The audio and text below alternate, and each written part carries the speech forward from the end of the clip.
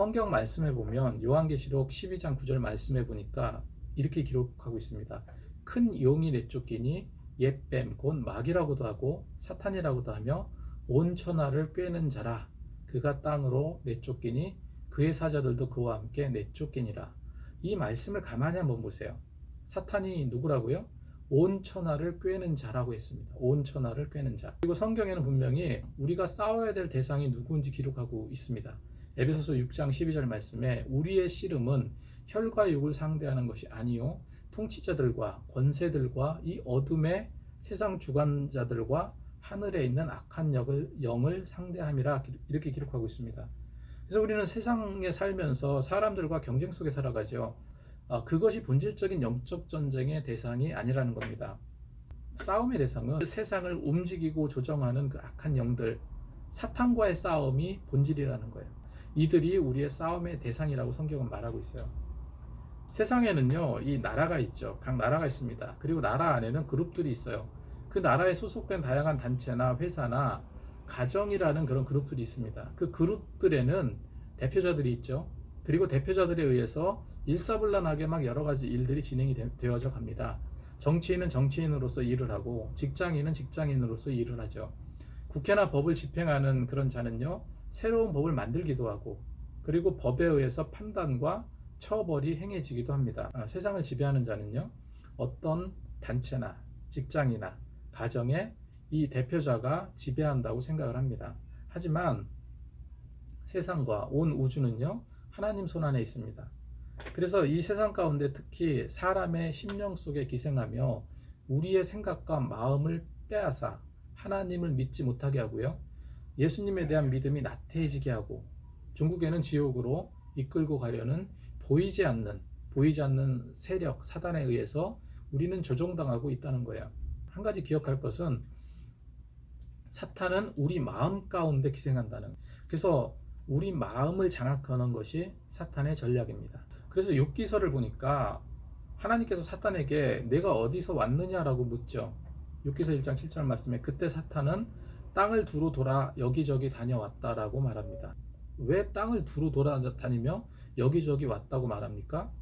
요한계시록 12장 9절 말씀 기록에 보니까 큰 용이 내쫓기니 옛뱀 곧 마귀라고도 하고 사탄이라고도 하며 온 천하를 꿰는 자라 이렇게 기록하고 있어요. 성경에 보면 사탄은요, 많은 믿음의 사람들을 꾀하려고 많이 접근하는 것을 알 수 있습니다. 한두 가지 예를 들면 사탄은요, 다윗의 마음에 들어가서 하나님 뜻과 상반된 그런 마음으로 충동질한 사건이 나옵니다. 역대상 21장 1절 말씀에 사탄이 일어나 이스라엘을 대적하고 다윗을 충동하여 이스라엘을 계수하게 하니라. 여기서 사탄은요, 다윗을 충동질했다라고 기록하고 있습니다. 다윗을 충동질해서 하나님 뜻에 불순종하게 만들었어요. 예수님을 은 30에 팔아넘긴 가룟 유다, 잘 아시죠? 가룟 유다가 예수님의 돈의 유혹을 뿌리치지 못하고 예수님을 배반할 때 성경은 이렇게 기록하고 있어요. 유다에게 사탄이 들어가니, 유다에게 사탄이 들어가니 이렇게 기록하고 있습니다. 이처럼 사탄은 우리 심령 안으로 들어오는 자예요. 여러분 사도행전을 보세요. 사도행전에 보면 초대교회에 이렇게 신앙생활하는 초대교회 성도들의 모습이 나오잖아요. 거기에 보면 아나니아라는 사람이 나옵니다.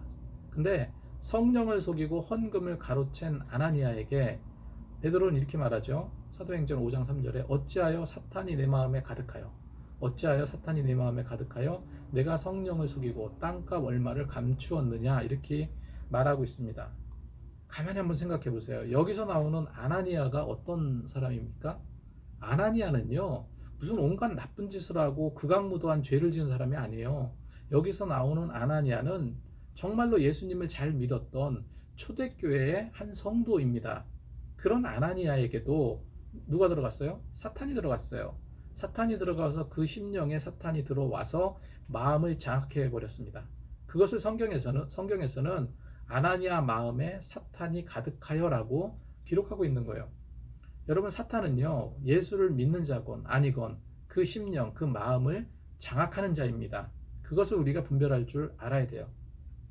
고린도후서 11장 14절 15절 말씀을 보니까 이것은 이상한 일이 아니라 사탄도 자기를 광명의 천사로 가장하나니 이렇게 기록하고 있습니다. 사탄은요, 광명의 천사로 가정하기 때문에 우리 심령, 우리 마음을 장악하려고 많은 속임수로 사기를 친다는 거예요. 그래서 사탄은 할 수만 있으면 선한 척, 하나님의 일을 하는 척, 이 변장술사가 되어서 사람들을 속이게 한다는 겁니다. 처음에 말씀드렸지만 저는 BTS를 예찬하기 위해서 이 영상을 제작한 것이 아닙니다.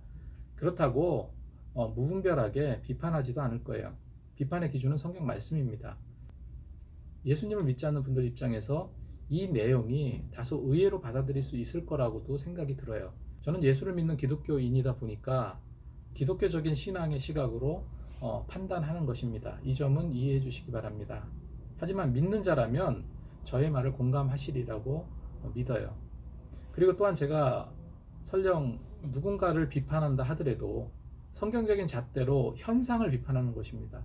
성경적인 잣대로 성경을 비판하는 것이지, 비판한다고 해서 그것을 행한 행위자, 예를 들면 BTS 같은 대중적인 스타에 대한 비판을 하는 게 아니라는 사실을 기억해 주시기 바랍니다. 저는 그들에게 흐르는 반기독교적인 정서를 논하려는 것입니다. 그리고 또 한 가지 오해하지 마시라고 당부드리고 싶은 게 있는데, 저는 프리메이슨이니 일루미나티 하는 소위 반기독교적인 음모론에 많은 관심을 갖고 있지만 그런 부분과는 좀 다르다는 사실도 말씀드리고 싶습니다. 여러분, 성경에서 말하고 있듯이요, 이 세상은 결코 희망을 품을 공간이 아니에요. 성경은 이 세상 문화가 영속될 것이라고 말씀하지도 않습니다. 우리에게 결코 세상에 치우치거나 기대라고 말씀하시지도 않습니다. 오히려 세상은 점점 타락해 갈 것이고 사람들의 사랑은 식어져 갈 것이라고 성경은 기록하고 있거든요. 결론은 간단합니다. 한 가지는 이해하셨으리라고 믿어요. 그것은 사탄은 우리 마음을 장악하려 한다는 것이고, 우리 마음을 장악하기 위해서 다양한 계략으로 우리를 유혹한다는 점입니다. 저는 그런 사탄의 노력 중에 가장 막강한 통로가 대중문화, 영화, 드라마, 유튜브 같은 영상, 유튜브 영상과 같은 그런 대중문화라고 생각을 해요. 그래서 제가 이런 영상을 기획한 이유도 여기에 있는 것입니다. 다음 시간에는 방탄소년단에 대해 더 집중해서 풀어가 보도록 하겠습니다.